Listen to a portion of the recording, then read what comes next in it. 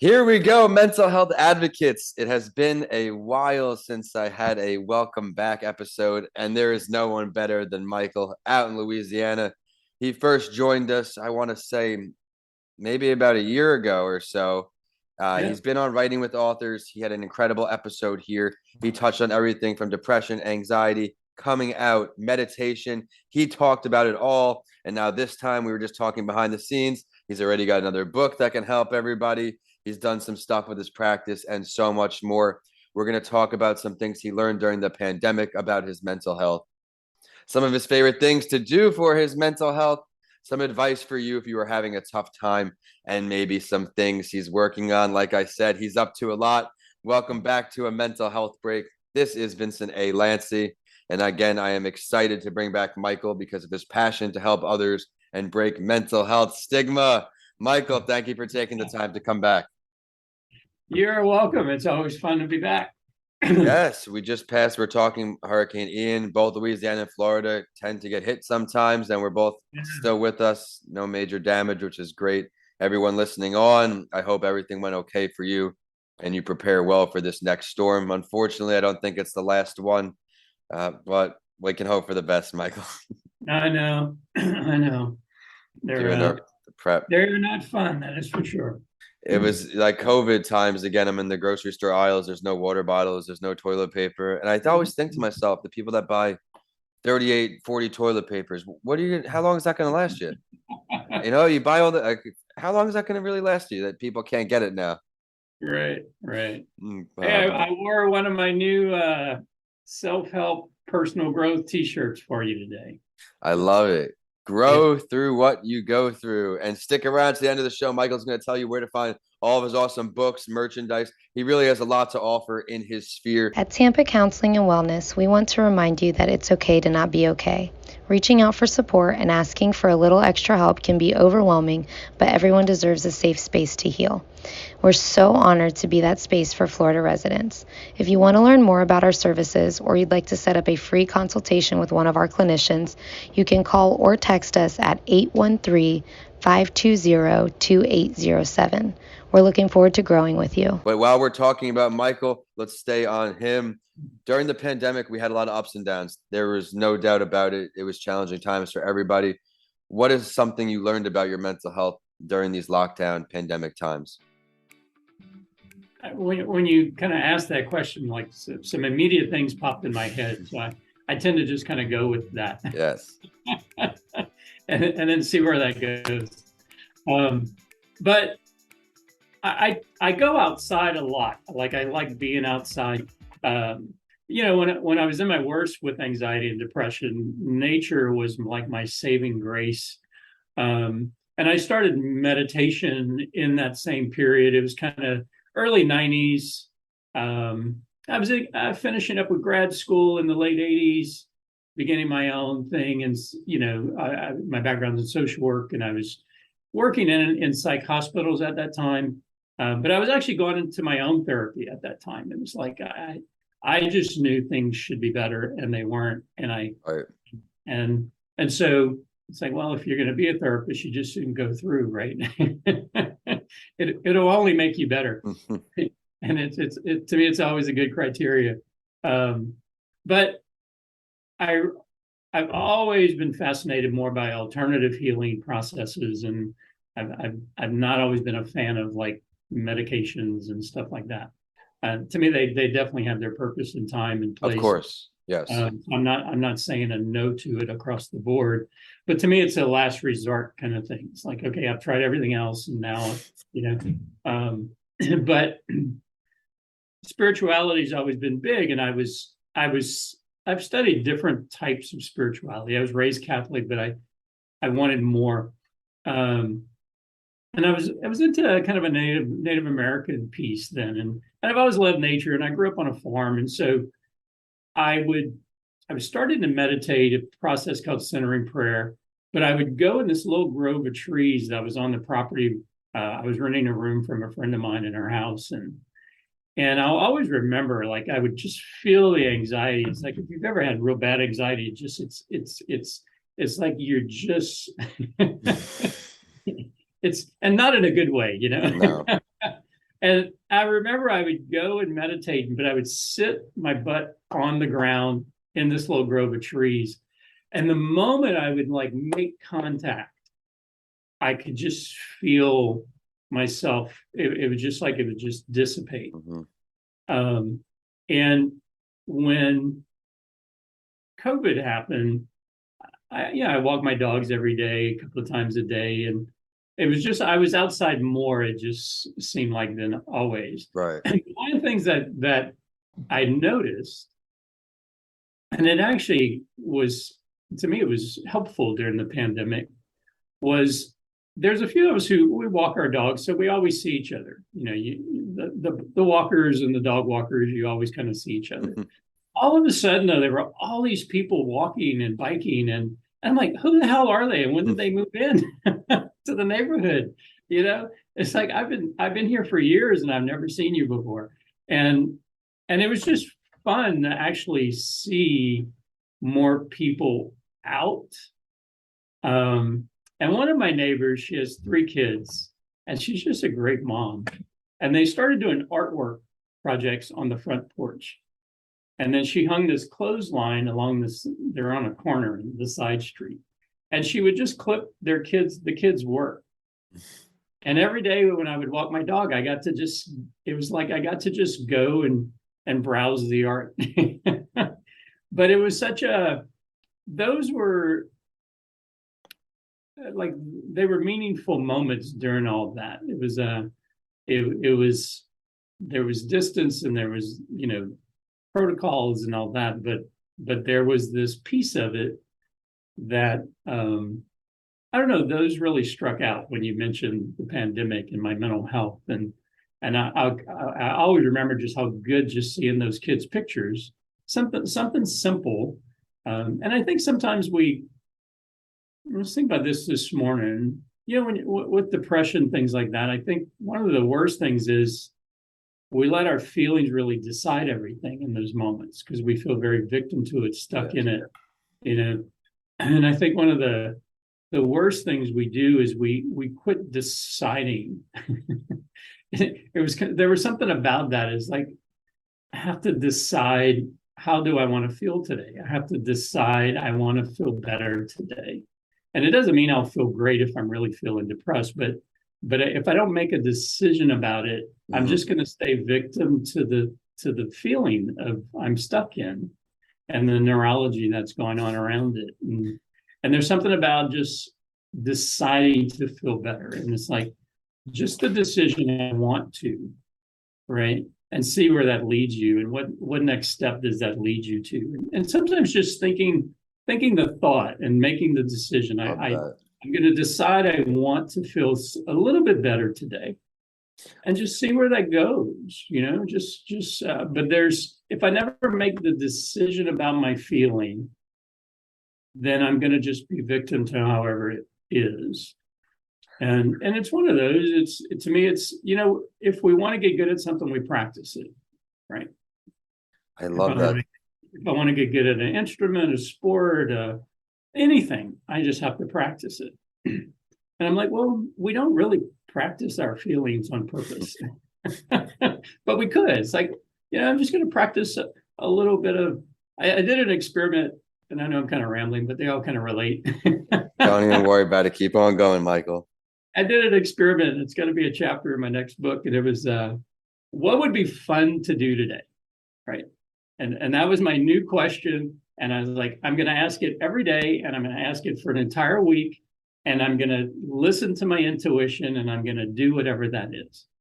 And, and some days it was just, my office is walking distance to one of my favorite little restaurants, and it has a great little outdoor seating. And I was like, I'm just it would be really fun to just go sit out there and have lunch. Right.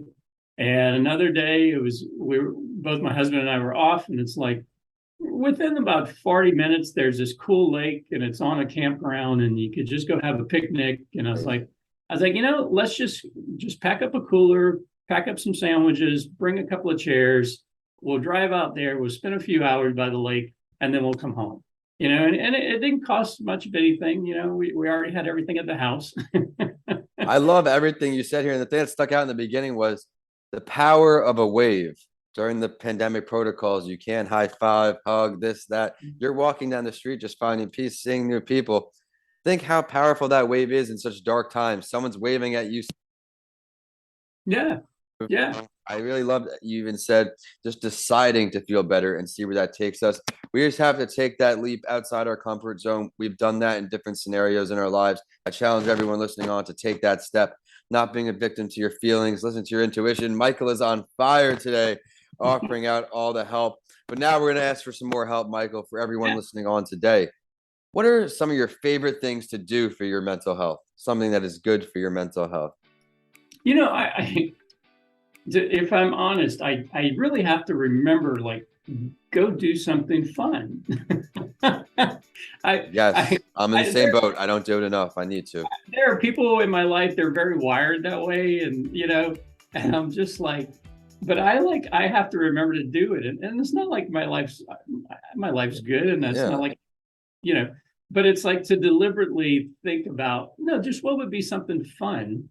And I have found that I have to remember to do that and say that and ask that, but it definitely helps my mental health. Like that week I was talking about that I practiced that. It was actually a very fun week. Sure was a lot of reflection, I'm sure. And it wasn't, and I didn't mean like, I didn't have to like take a trip somewhere and, it was simple things. The other thing for me for mental health, it's just simple stuff. I like to walk. Mm-hmm. I don't like to run. The gym's okay, but I quit my membership when the pandemic happened, right. and I haven't restarted it. But I like to walk even more than I like to bike. So every day I go and I walk. I love to bike, especially here in Florida now when we get to our best season, that fall and winter season where it's not 100 degrees all day. If you get up early and you get out there, the bike trails, it is fantastic, Michael. And you're in Louisiana, correct? I am. Yes, and I'm sure it's a great time of year for you too, other than hurricane season. Other than hurricane season. I don't walk during those. No, but no, man. it's just to me those simple things are. If I'm really struggling, if I'm really discouraged, if I'm kind of in that funk, I know just even at I would just go walk in the parking lot, like just go outside and move, and it might not make me have the greatest day, but it'll shift my funk and my energy just a little bit. But that's what it's about. And I had a dear friend, Dr. Richard Basio, come on the podcast way early. We're talking first couple episodes. He said, Vin, when you take your walks, leave your phone at home for once. Just listen to the sounds, the birds, the natural, everything, just taking in the air. And it truly was therapeutic in a way where I would come back to my work and take it. And I like what you also remember to do something fun. Remembering to do something fun is something I have failed at many times over the years, as I'm all in solopreneurship for so long. But something I talk about in Mr. Lancey Talks Mental Health in my chapter is that mental health day each week. If it can't be a full day, so be it. But having a day where you do something that you truly enjoy. For me, and I talk about this a lot, I watch the Jets on Sundays. That's my go-to time. Unfortunately, it is not good for mental health. But this year we're 3-2 as we're recording this right now. We have above the 500 mark, more wins than losses. Enjoy it while I can. Enjoy it while it lasts. Time of disappointment, but that's another podcast. No, yeah. That's another podcast. I want to ask you, Michael. Yeah. What is some advice you can give out to our audience for anyone who is going through a tough time right now? Keep it simple. I think we make it too hard. Like just do simple things that are just going to help you feel a little better. And we're mentioning just a few things. It's like, just put on your shoes, go outside. It's like you don't set up. You don't have to walk 3 miles. Just do a block.